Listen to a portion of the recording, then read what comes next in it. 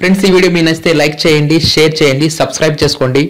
నేను video upload చేయగానే instant గా అలర్ట్ పొందడానికి బెల్ సింబల్ ప్రెస్ చేసి ఆల్ సెలెక్ట్ చేసుకోండి. మనకి ఇండియన్ పోస్టల్ డిపార్ట్మెంట్ కి సంబంధించి గ్రామీణ డాక్ సేవక్ పోస్టల్ భర్తీకి సంబంధించి నోటిఫికేషన్ అనేది విడుదలవడం జరిగింది. ఈ వీడియోలో ఈ నోటిఫికేషన్ సంబంధించి పూర్తి వివరాలు, అదేవిధంగా ఆన్లైన్ లో ఏ విధంగా రిజిస్ట్రేషన్ చేసుకోవాలి, పేమెంట్ ఏ విధంగా కట్టాలి, ఆన్లైన్ లో ఏ విధంగా అప్లై చేసుకోవాలనేది ఈ వీడియోలో పూర్తిగా డీటెయిల్ గా చూద్దాం. ముందుగా మనం దీనికి సంబంధించి అఫీషియల్ వెబ్సైట్ ఓపెన్ చేయాలనుకుంటే ఇండియా పోస్ట్ gdsonline.gov.in ఈ లింక్ను ఓపెన్ చేయండి. అప్పుడు మీరు నోటిఫికేషన్ సంబంధించి పూర్తి వివరాలు, registration link, fee payment link, online link అన్నీ కూడా మీకు ఈ సైట్లో అవైలబుల్గా ఉంటాయి. ఇది అఫీషియల్ వెబ్సైటు. అదేవిధంగా ఈ నోటిఫికేషన్ సంబంధించి పూర్తి వివరాలు కూడా నా వెబ్సైట్లో అప్డేట్ చేయడం జరిగింది. గూగుల్లో మీరు అమరావతి టీచర్ అని చెప్పి సెర్చ్ చేస్తే అప్పుడు కనిపించిన అమరావతి టీచర్ వెబ్సైట్ను ఓపెన్ చేయండి. దీంట్లో మీరు కిందకు వచ్చేస్తే ఇక్కడ గవర్నమెంట్ జాబ్స్ అని చెప్పేసి ఇక్కడ ఒక సెక్షన్ ఉంటుంది. దీంట్లో ఈ పోస్టల్ జాబ్స్కి సంబంధించి పూర్తి ఇన్ఫర్మేషన్ అనేది ఎప్పటికప్పుడు ఈ లింక్లో అప్డేట్ చేయడం జరుగుతుంది. దీంట్లో ఈ నోటిఫికేషన్ సంబంధించి పూర్తి వివరాలు, ఈ నోటిఫికేషన్ పీడిఎఫ్ లింకు, స్టేట్స్ వారీగా ఎన్నెన్ని పోస్టులు ఇచ్చారు, అదేవిధంగా ఈ నోటిఫికేషన్ సంబంధించి registration link, fee payment link, online link పూర్తి సమాచారం ఈ అమరావతి టీచర్.com వెబ్సైట్లో అవైలబుల్గా ఉంటుంది. ముందుగా మనం ఈ జీడిఎస్ పోస్టులకు సంబంధించి ప్రైమరీ ఇన్ఫర్మేషన్ చూద్దాం. తర్వాత ఆన్లైన్లో ఏ విధంగా రిజిస్ట్రేషన్ చేసుకోవాలి, అప్లై చేసుకోవాలనేది పూర్తిగా డీటెయిల్గా చూద్దాం. ముందుగా మీరు అమరావతి టీచర్.com వెబ్సైట్ నుంచి మీరు నోటిఫికేషన్ని పీడిఎఫ్లోకి డౌన్లోడ్ చేసుకోవచ్చు. ఈ నోటిఫికేషన్ని పీడిఎఫ్లోకి డౌన్లోడ్ చేసుకుంటే మీకు పూర్తి సమాచారం ఆ పీడిఎఫ్ డాక్యుమెంట్లో ఉంటుంది. ముందుగా ఈ నోటిఫికేషన్ సంబంధించి పూర్తి వివరాలు చూద్దాం. దీంట్లో మనకి ఈ గ్రామీణ డాక్ సేవక్ పోస్టులు భర్తీకి సంబంధించి టోటల్గా పోస్టులు చూసుకుంటే 38,926 పోస్టులు ఉన్నాయి. ఇది అన్ని స్టేట్లకి సంబంధించి ఈ టోటల్ నంబర్ అన్నమాట. మనకి ఆన్లైన్ అప్లికేషన్ అనేది మే 2వ తారీఖు నుంచి ఓపెన్ అయింది. ఆల్రెడీ అప్లికేషన్ అనేది ఓపెన్ అయింది. తర్వాత లాస్ట్ డేట్ వచ్చేసరికి జూన్ 5వ తారీఖు లోపు మనం ఆన్లైన్లో అప్లై చేసుకోవాలి. ఈ నోటిఫికేషన్లో మొత్తం మనల్ని 2 రకాల పోస్టులు అడుగుతున్నారు. ఒకటేమన్నా బీపీఎం అంటే బ్రాంచ్ పోస్ట్ మాస్టర్, ఇంకోటి వచ్చేసరికి ఏబిపిఎం అంటే అసిస్టెంట్ బ్రాంచ్ పోస్ట్ మాస్టర్. ఈ పోస్ట్ని డాక్ సేవక్ అని కూడా అంటారు. ఇక్కడ మనకి బ్రాంచ్ పోస్ట్ మాస్టర్కి వచ్చేసరికి 12,000 ఉంటుంది. ఇది లెవెల్ 1 జాబ్ అనమాట. అంటే 4 hours జాబ్ చేయాల్సి ఉంటుంది. ఇది level 1. Next assistant branch post master or Dak Sevak, ఇది 10,000 శాలరీ అనమాట. ఇక్కడ మనకి దీనికి సంబంధించి అదర్ అలవెన్సెస్ ఏమైనా మనం పూర్తిగా తెలుసుకోవాలనుకుంటే ఈ వెబ్సైట్లో అవైలబుల్గా ఉంటుందని చెప్పేసి ఇక్కడ నోటిఫికేషన్లో తెలియజేయడం జరిగింది. ఇక్కడ మనకి ఈ శాలరీ అనేది ఫిక్స్డ్ శాలరీ అనమాట. దీని మీద ఎలాంటి డిఏ కానీ హెచ్ఆర్ఏ కానీ ఎవరు. తర్వాత ఈ పోస్టులకు సంబంధించి మనం ఏజ్ చూసుకుంటే మినిమం 18 years, మ్యాక్సిమం 40 years ఉండాల్సి ఉంటుంది. ఇక్కడ మనకి ఏజ్ రిలాక్సేషన్ కూడా ఉంది. అంటే ఎస్సీ ఎస్టీ వారికి 5 years ఏజ్ రిలాక్సేషన్, ఓబీసీ వారికి అయితే 3 years, ఈడబ్ల్యూఎస్ వారికి అయితే ఎలాంటి రిలాక్సేషన్ లేదు.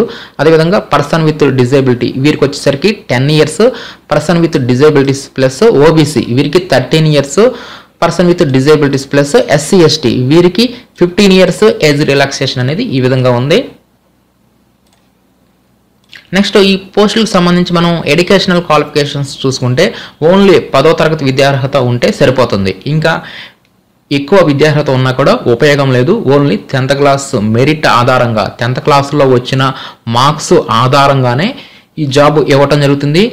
ఈ జాబ్కి ఎలాంటి ఎగ్జామ్ అనేది కండక్ట్ చేయరు. ఓన్లీ మెరిట్లో ఉన్న మార్క్స్ని బట్టి రిజర్వేషన్స్ వారీగా మెరిట్ లిస్ట్ని ప్రిపేర్ చేస్తారు. అదేవిధంగా మనకి ఇక్కడ ఈ పోస్టులకు సంబంధించి సైక్లింగ్ కూడా వచ్చి ఉండాలి. సైక్లింగ్ లేదంటే బైక్ రైడింగ్ ఈ నాలెడ్జ్ ఉండాల్సి ఉంటుంది.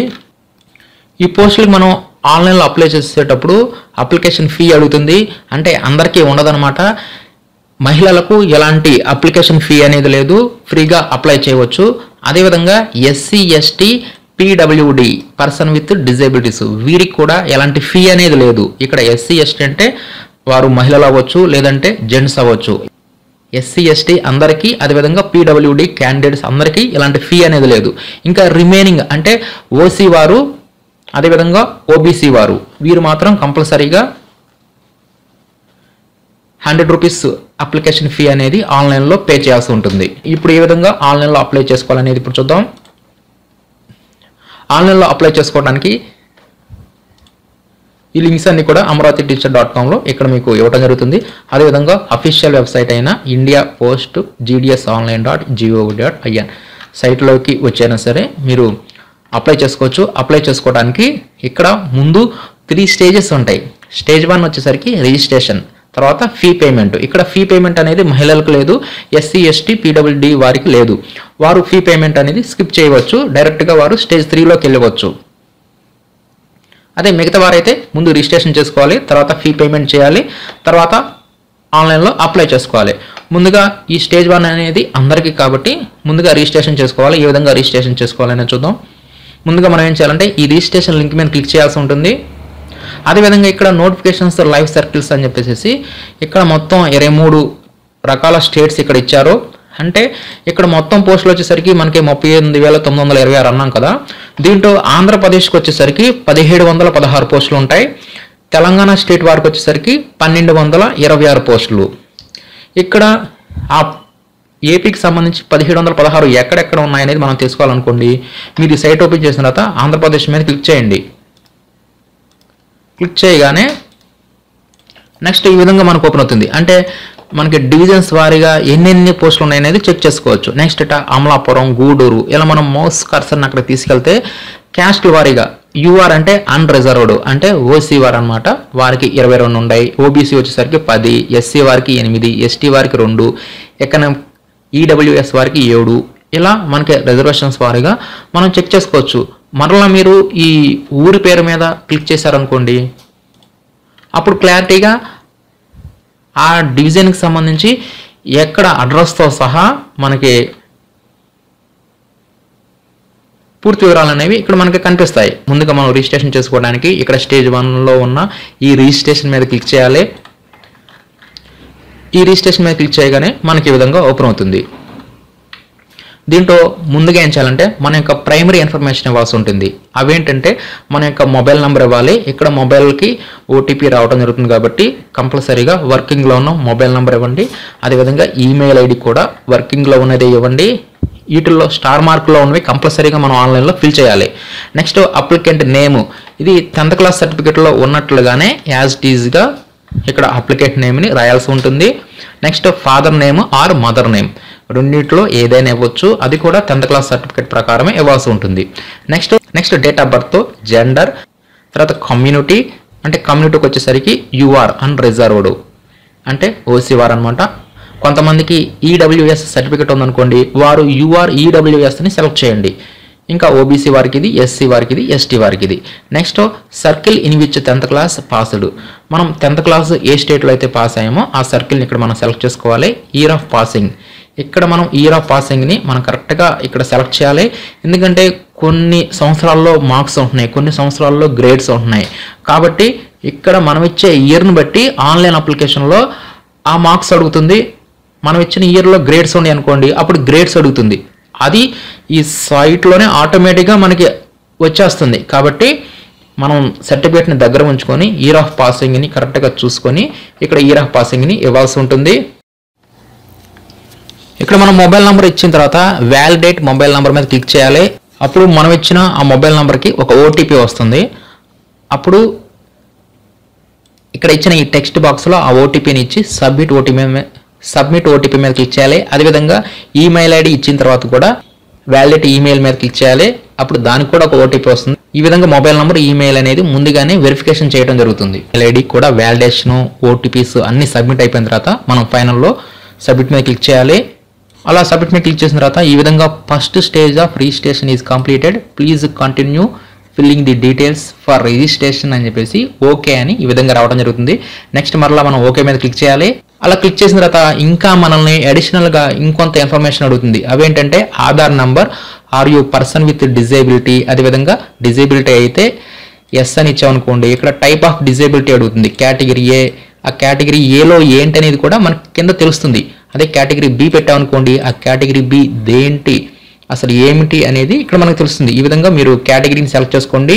మీకు కనుక డిజేబిలిటీ ఉంటే వీటిల్లో మీకు ఏ కేటగిరీ వస్తుందనేది ఈ విధంగా 1 by 1 ఒక్కొక్కటి సెలెక్ట్ చేసుకొని మీకు ఏదైతే అప్లికబుల్ అవుతుందో దాన్ని సెలెక్ట్ చేసుకోండి. ఒకవేళ మీకు డిజేబిలిటీ లేకపోతే నో అని చెప్పి ఇచ్చేసేయండి. Next languages studied in 10th class అని చెప్పేసి ఈ విధంగా అడుగుతుంది. నెక్స్ట్ వెదర్ ఎంప్లాయ్ అయితే ఎస్ అని చెప్పి ఇవ్వాలి. అప్పుడు no objection certificate is available వద్ద ఎస్ అని చెప్పి ఇవ్వాల్సి ఉంటుంది. ఒకవేళ లేకపోతే ఎన్ఓసి నో అని చెప్పి ఇచ్చేసేయండి. మీరు ఎంప్లాయ్ కాకపోతే ఇక్కడ ఎంప్లాయ్ అంటే ఇదే పోస్టల్ డిపార్ట్మెంట్లో మీరు ఎంప్లాయ్ అయితేనే అప్పుడు మీరు ఎస్ అని ఇస్తారు. నెక్స్ట్ ఇక్కడ మనం ఫోటోను కూడా అప్లోడ్ చేయాలి. మనం అప్లోడ్ చేసే ఆ ఫోటో అనేది జేపీజీలోనే ఉండాలి, పీడిఎఫ్లో ఉండకూడదు. ఆ సైజ్ వచ్చేసరికి 50 KB 200 రెజల్యూషన్లో ఉండాలి. డైమెన్షన్స్ వచ్చేసరికి ఈ విధంగా 200 × 230 పిక్సెల్స్లో ఈ విధంగా ఉండాలి. ఇది ప్రిఫర్డ్ అనమాట, నో ప్రాబ్లం. డైమెన్షన్స్ ఎలాగున్నా సరే మనకి ఫైల్ ఫార్మేట్ మాత్రం జేపీజీలో ఉండాలి, సైజ్ వచ్చేసరికి 50 KBలో ఉండాలి. అదేవిధంగా సిగ్నేచర్ని కూడా ఇక్కడ మనం అప్లోడ్ చేయాలి. ఈ సిగ్నేచర్ వచ్చేసరికి 20 KB లోపే ఉండాలి, అది కూడా జేపీజీలో ఉండాలి. ఇక్కడ ఈ డైమెన్షన్స్ ఇక్కడ పిక్సెల్స్లో ఇవ్వడం జరిగింది. అదేవిధంగా ఇక్కడ ఇచ్చిన ఈ క్యాప్చా కోడ్, ఈ డిక్లరేషన్ సెలెక్ట్ చేసుకోవాలి. తర్వాత మనం ప్రివ్యూ మీద క్లిక్ చేస్తే మనం ఇచ్చిన ఈ డీటెయిల్స్ అన్నీ మనకి ప్రివ్యూ చూపిస్తుంది. అంతా ఓకే అనుకుంటే మనం సబ్మిట్ మీద క్లిక్ చేయవచ్చు, లేదనుకుంటే మళ్ళీ ఎడిట్ చేసుకోవచ్చు. ఇలా ఫైనల్లో మాత్రం ఇక్కడ సబ్మిట్ మీద క్లిక్ చేయాలి. ఫైనల్లో ప్రివ్యూ చూసుకున్న తర్వాత ఓకే అనుకున్న తర్వాత మాత్రమే మనం సబ్మిట్ మీద క్లిక్ చేయాలి. ఇంతటితో మనకి రిజిస్ట్రేషన్ అనేది కంప్లీట్ అయిపోతుంది. ఆ రిజిస్ట్రేషన్ నెంబర్ కూడా ఇక్కడ మనకి జనరేట్ అవుతుంది. మనం ఈ వివరాలను మనం నోట్ చేసుకోవాల్సి ఉంటుంది. వీటి సహాయంతోనే నెక్స్ట్ మరలా మనం ఫీ పేమెంట్ అదేవిధంగా ఆన్లైన్ అప్లికేషన్ని సబ్మిట్ చేయాల్సి ఉంటుంది. అది అలాగానే చూద్దాం. ముందుగా మనం ఈ వివరాలు మనం ప్రింట్ తీసుకోవడానికి ఇక్కడ మనకు ప్రింట్ అని చెప్పేసి కింద ఆప్షన్ ఉంటుంది. దీని మీద క్లిక్ చేస్తే మనం పీడిఎఫ్లోకి సేవ్ చేసుకోవచ్చు, ప్రింట్ తీసుకోవచ్చు. ఇంతటితో మనకి రిజిస్ట్రేషన్ అనేది కంప్లీట్ అయిపోయింది. మనం ఈ రిజిస్ట్రేషన్ నెంబర్ అనేది మన యొక్క రిజిస్టర్ మొబైల్కి కూడా SMS రూపంలో పంపించడం జరుగుతుంది. ఇప్పుడు మనం ఏం చేయాలంటే ఇంతటితో మనం క్లోజ్ చేసేయాలి. నెక్స్ట్ మరలా మనం ఆ రిజిస్ట్రేషన్ సైట్ని అప్పుడు క్లోజ్ చేసేయాలి. మరలా హోమ్ పేజీలోకి వచ్చేయాలి. హోమ్ పేజీ అంటే మరలా ఇండియా పోస్ట్ gdsonline.gov.in సైట్లోకి వచ్చేయాలి. ఈ సైట్లోకి వచ్చిన తర్వాత ఇక్కడ మనకి స్టేజ్ 1 అనేది ఇప్పుడు కంప్లీట్ అయిపోయింది. ఈ కంప్లీట్ అయింది అనేది ఎప్పుడు తెలుస్తుందంటే మనకి రిజిస్ట్రేషన్ నెంబర్ అనేది జనరేట్ అవుతుంది.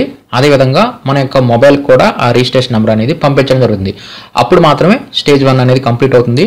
నెక్స్ట్ స్టేజ్ 2 ఇదేంటంటే ఫీ పేమెంట్ని ఇక్కడ ఈ స్టేజ్ 2లో కట్టాలి. ఇక్కడ మహిళలకు ఎలాంటి ఫీ అనేది లేదు. ఇక్కడ మహిళలకు మాత్రం ఎలాంటి ఫీ అనేది లేదు. వారు ఈ స్టేజ్ 2 అనేది స్కిప్ అయిపోవచ్చు. అదేవిధంగా SC ST PWD వీరికి కూడా ఎలాంటి పేమెంట్ అనేది లేదు. OC అండ్ BC వారు మాత్రమే ఈ స్టేజ్ 2ని కంప్లీట్ చేయాల్సి ఉంటుంది. ఫీ పేమెంట్ కట్టడానికి ఈ స్టేజ్ 2లో ఉన్న పే ఆన్లైన్ మీద క్లిక్ చేయాలి. అక్కడ ఫీ పేమెంట్ లింక్లో రిజిస్ట్రేషన్ నెంబర్ ఉంది కదా, ఆ రిజిస్ట్రేషన్ నెంబర్ వద్ద మన యొక్క రిజిస్ట్రేషన్ నెంబర్ని అక్కడ టైప్ చేయాలి. అలా టైప్ చేసిన తర్వాత ఇక్కడ మీకు కనుక ఫీజ్ నాట్ రిక్వైర్డ్ అని ఈ విధంగా వచ్చిందంటే మీరు ఫీ పేమెంట్ అనేది కట్టనవసరం లేదు. ఇది ఎవరికి వస్తుందంటే ఇందాక చెప్పినట్లుగా ఫీమేల్కి, SC ST PWD వీరికి మాత్రం ఈ విధంగా వస్తుంది. ఇంకా మిగతా వారికి మాత్రం ఫీ పేమెంట్ చేయండి, అదేవిధంగా నెట్ బ్యాంకింగ్ సంబంధించి ₹10 ఎక్స్ట్రా ట్రాన్సాక్షన్కి ఛార్జ్ చేయడం జరుగుతుందని చెప్పేసి ఈ విధంగా వస్తుంది. వారు ఏం చేయాలంటే ఫైనల్లో మేక్ పేమెంట్ మీద క్లిక్ చేయాలి. మేక్ పేమెంట్ మీద క్లిక్ చేయగానే వారికి నెట్ బ్యాంకింగ్ ద్వారా పేమెంట్ చేయవచ్చు, క్రెడిట్ కార్డు, డెబిట్ కార్డు, ఈ విధంగా UPI పేమెంట్స్ ద్వారా అయినా సరే మనం పేమెంట్ అనేది కంప్లీట్ చేయవచ్చు. ఈ విధంగా ఈ స్టేజ్ 2లో పేమెంట్ని ఎవరికైతే అప్లికబుల్ అవుతుందో వారు పేమెంట్ అనేది కంప్లీట్ చేయాలి. ఇలా పేమెంట్ అనేది కంప్లీట్ అయిపోయిన తర్వాత ఇప్పుడు మనకి స్టేజ్ 2 అయిపోయింది. నెక్స్ట్ స్టేజ్ 3 ఇది ఫైనల్ అనమాట. మన యొక్క అప్లికేషన్ అనేది ఈ స్టేజ్ 3లో కంప్లీట్ అవుతుంది. కాబట్టి ఈ స్టేజ్ 3లో ఉన్న అప్లై మీద క్లిక్ చేయాలి. ఇలా ఆన్లైన్ అప్లై మీద క్లిక్ చేయగానే మనకి ఈ విధంగా ఓపెన్ అవుతుంది. దీంట్లో వెరిఫికేషన్ డీటెయిల్స్ వద్ద మన యొక్క రిజిస్ట్రేషన్ నెంబర్ ఇందాక మనకి SMS వచ్చింది కదా, ఆ రిజిస్ట్రేషన్ నెంబర్ని ఇక్కడ యాజ్ ఇట్ ఈజ్గా టైప్ చేయాలి. ఒకవేళ మీకు రిజిస్ట్రేషన్ నెంబర్ రాలేదనుకోండి, రిజిస్ట్రేషన్ మీద క్లిక్ చేయండి. స్టేజ్ 1లో ఉన్న రిజిస్ట్రేషన్ మీద అలా క్లిక్ చేసిన తర్వాత మీకు రిజిస్ట్రేషన్ ఫామ్ వస్తుంది కదా, దీంట్లోనే forgot registration number or fee ID అని చెప్పేసి ఇక్కడ ఒక లింక్ ఉంటుంది, క్లిక్ హియర్. దీని మీద క్లిక్ చేసేసి మన యొక్క వివరాలు ఇస్తే ఆ రిజిస్ట్రేషన్ నంబర్ కానీ ఆ పేమెంట్ ఐడి కానీ అవన్నీ మనకి కనిపిస్తాయి. కాబట్టి మొత్తం మీద మన యొక్క రిజిస్ట్రేషన్ నెంబర్ ఇస్తాము. సర్కిల్ అప్లయింగ్ ఫర్ వద్ద మనం ఏ సర్కిల్లో అయితే అప్లై చేయాలనుకుంటున్నామో ఆ సర్కిల్ని సెలెక్ట్ చేసేసి ఆ రిజిస్ట్రేషన్ నెంబర్ ఇచ్చేసేసి సబ్మిట్ మీద క్లిక్ చేయాలి. అప్పుడు మనం ఇచ్చిన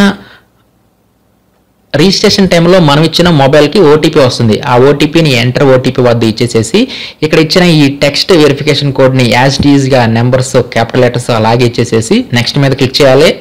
అప్పుడు ఇక్కడ మనల్ని ఇంకా కొంత ఇన్ఫర్మేషన్ అడుగుతుంది. అవేంటంటే మన యొక్క అడ్రస్ వివరాలు, కమ్యూనికేషన్ అడ్రస్, పర్మనెంట్ అడ్రస్ రెండు ఒకటే అనుకోండి. ఇక్కడ పర్మనెంట్ అడ్రస్కి ఎదురుగా చెక్ బాక్స్ ఉంటుంది. ఈ చెక్ బాక్స్ని సెలెక్ట్ చేసుకోవాలి. వీటిలో స్టార్ మార్కులు ఉన్నవి కంపల్సరీగా ఫిల్ చేయాలి. దీంట్లో ఇక్కడ అడ్రస్లో door number, street, village, panchayat or మండల, డిస్టిక్, పిన్ కోడ్ ఈ వివరాలన్నీ ఇక్కడ ఈ అడ్రస్ వివరాలు ఇచ్చేస్తాము. అదేవిధంగా రెండు సేమ్ అయితే సేమ్ యాజ్ అని చెప్పి సెలెక్ట్ చేస్తాము. నెక్స్ట్ క్వాలిఫికేషన్ డీటెయిల్స్, ఇక్కడ circle in which 10th class passed వద్ద మనం స్టార్టింగ్లోనే ఏపీ అని చెప్పి రిజిస్ట్రేషన్ టైంలో ఇచ్చా కాబట్టి ఇక్కడ ఏపీకి సంబంధించి ఇక్కడ వివరాలు వచ్చాయి. అదే మీరు తెలంగాణ అనుకోండి టీఎస్ అని ఇస్తే అప్పుడు తెలంగాణకు సంబంధించి బోర్డ్స్ ఇక్కడ వస్తాయి.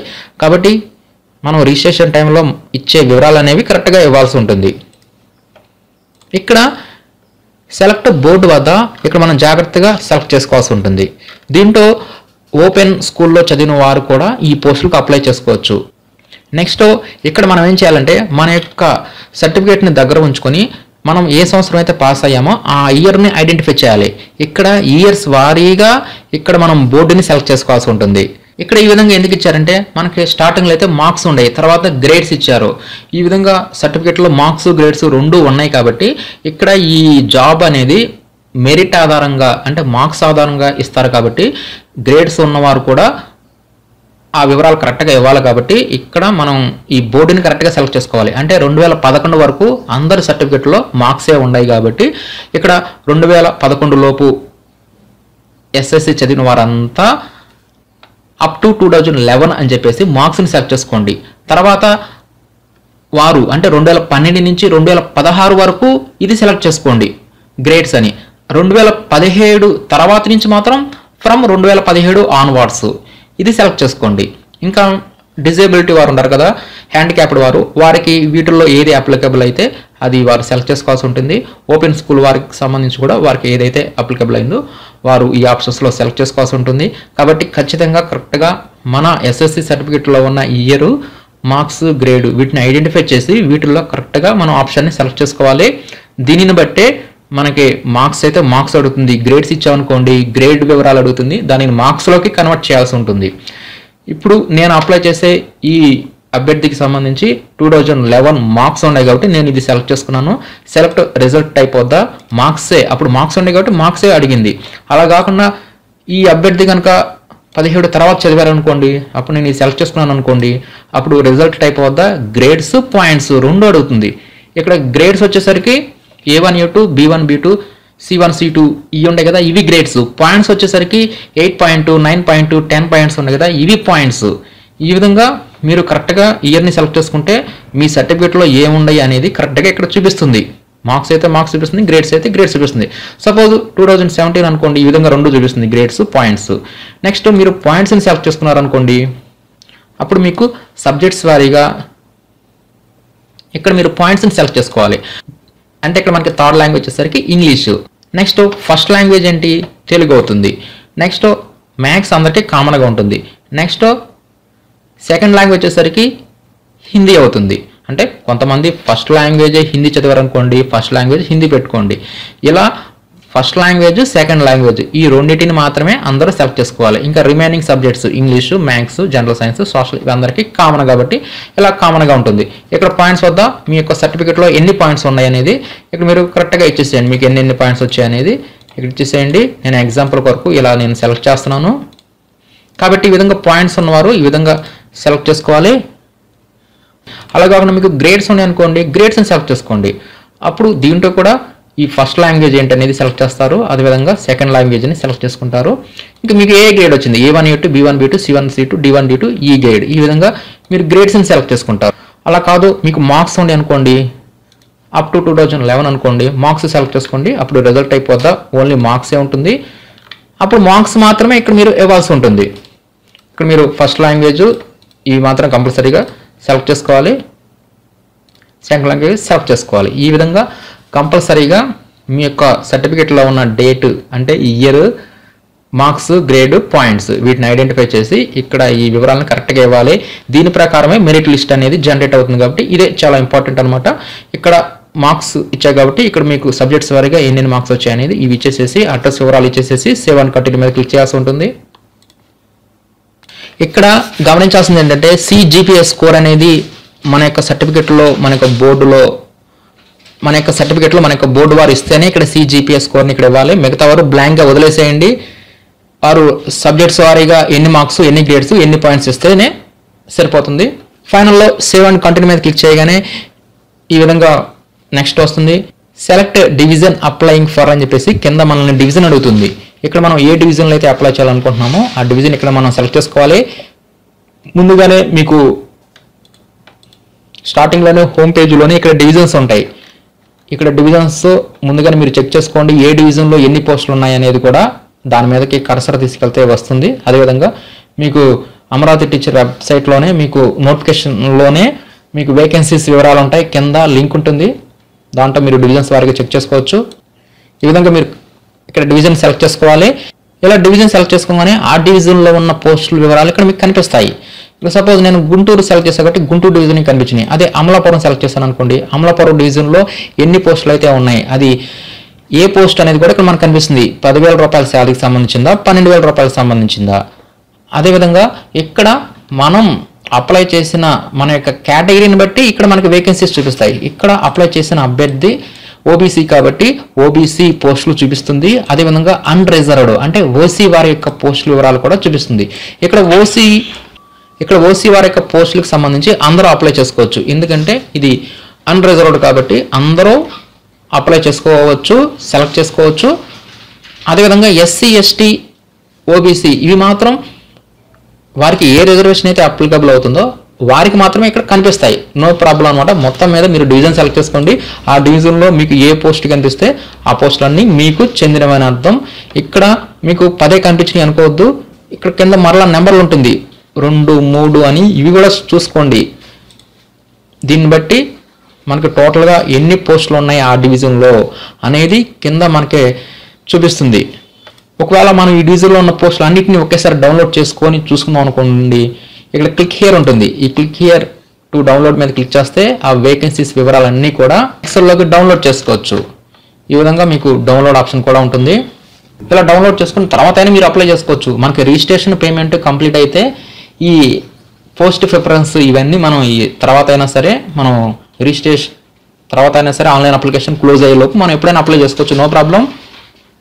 కాబట్టి మొత్తం మీద ఇక్కడ మీరు డివిజన్ని మీరు కరెక్ట్గా సెలెక్ట్ చేసుకోండి. డివిజన్ సెలెక్ట్ చేసుకున్న తర్వాత ఇక్కడ మీకు ఉన్న పోస్ట్ వివరాలు కనిపిస్తాయి. ఇక్కడ మీరు పోస్ట్కి ప్రిఫరెన్స్ ఇవ్వాల్సి ఉంటుంది. ప్రిఫరెన్స్ ఏ విధంగా ఇస్తారంటే నెంబరింగ్ ఇవ్వాల్సి ఉంటుంది. సపోజ్ 1 అని ఇచ్చాము. ఇక్కడ మీరు ఏ పోస్ట్ అయితే మీరు బెస్ట్ అనుకుంటున్నారో, అంటే ఏ పోస్టు ఏ ఊరులో అయితే ముందుగా మీకు ఇష్టమో ఆ పోస్ట్కి నెంబరింగ్ ఇచ్చుకోండి. ఈ విధంగా మీరు ఏ డివిజన్లో అయితే అప్లై చేయాలనుకుంటున్నారో ఆ డివిజన్లో ఆ పోస్టులకి ప్రిఫరెన్స్ ఇవ్వాలి. 1, 2, 3, 4 అని చెప్పేసి ఈ విధంగా మీరు ప్రిఫరెన్స్ ఇచ్చేసేసిన తర్వాత అంతా ఓకే అనుకుంటే సేవ్ అండ్ ప్రింట్ మీద క్లిక్ చేయాలి. తర్వాత ఇక్కడ మనకు ఒక డిక్లరేషన్ కూడా ఉంటుంది. ఈ డిక్లరేషన్ కూడా చెక్ చేసి సేవ్ అండ్ ప్రింట్ మీద క్లిక్ చేయాలి. అంతటితో అప్లికేషన్ సబ్మిటెడ్ సక్సెస్ఫుల్ అని చెప్పేసి ఈ విధంగా చూపించడం జరుగుతుంది. తర్వాత మన అప్లికేషన్ సంబంధించి అదేవిధంగా మనం ఇచ్చిన పోస్ట్ ప్రిఫరెన్స్కి సంబంధించి కూడా మొత్తం టోటల్గా ఒక ఫామ్ అనేది జనరేట్ అవుతుంది. ఈ ఫామ్ని మనం ప్రింట్ తీసుకోవాల్సి ఉంటుంది. ప్రింట్ మీద క్లిక్ చేసేసి మనం ప్రింట్ తీసుకోవచ్చు. అదేవిధంగా పీడిఎఫ్లో కూడా సేవ్ చేసుకోవచ్చు. ఈ విధంగా ఇండియా పోస్ట్ GDS పోస్టుల భర్తీకి సంబంధించి ఈ విధంగా ముందుగా మనం రిజిస్ట్రేషన్ చేసుకుంటాం, తర్వాత ఫీ పేమెంట్ చెల్లిస్తాం, తర్వాత ఆన్లైన్లో ఈ విధంగా ఫైనల్లో మన అప్లికేషన్ కంప్లీట్ చేస్తాం. అదేవిధంగా ప్రిఫరెన్సెస్ కూడా మనం ఇచ్చుకుంటాం. ఇక్కడ గమనించాల్సింది ఏంటంటే ఒక సర్కిల్కి ఒక అప్లికేషన్ మాత్రమే తీసుకుంటుంది. ఈ విధంగా ఇండియా పోస్ట్ GDS గ్రామీణ డాక్ సేవక్ పోస్టుల భర్తీకి సంబంధించి ఈ విధంగా ముందుగా మనం రిజిస్ట్రేషన్ చేసుకోవాలి, తర్వాత ఫీ పేమెంట్ కంప్లీట్ చేసుకోవాలి, తర్వాత ఈ స్టేజ్ 3లో మనం ఆన్లైన్లో అప్లికేషన్ అనేది ఈ విధంగా మనం సబ్మిట్ అనేది చేయాల్సి ఉంటుంది. ఇక్కడ మన యొక్క అప్లికేషన్ స్టేటస్ చెక్ చేసుకోవడానికి అప్లికేషన్ స్టేటస్ మీద క్లిక్ చేయాలి. ఇది స్టేజ్ 3లో ఉంటుంది. ఈ అప్లికేషన్ స్టేటస్ లింక్లో మన యొక్క రిజిస్ట్రేషన్ నెంబర్ ఇచ్చేసేసి సబ్మిట్ మీద క్లిక్ చేయాలి. ఈ విధంగా మన యొక్క అప్లికేషన్ స్టేటస్ని కూడా మనం ఫైనల్లో చెక్ చేసుకోవచ్చు. మొత్తం మీద మనం ఒకసారి కనుక అప్లై చేసి మనం పోస్ట్ ప్రిఫరెన్సెస్ని సబ్మిట్ చేస్తే ఇంకా ఎలాంటి మోడిఫికేషన్స్ అనేవి ఉండదు. మనం స్టేజ్ 3లోకి వెళ్ళి మరలా అప్లై మీద క్లిక్ చేస్తే ఆల్రెడీ అప్లైడ్ అని చెప్పేసి చూపించడం జరుగుతుంది. కాబట్టి మనం అప్లై చేసేటప్పుడే జాగ్రత్తగా తప్పులు లేకుండా మనం అప్లై చేయాల్సి ఉంటుంది.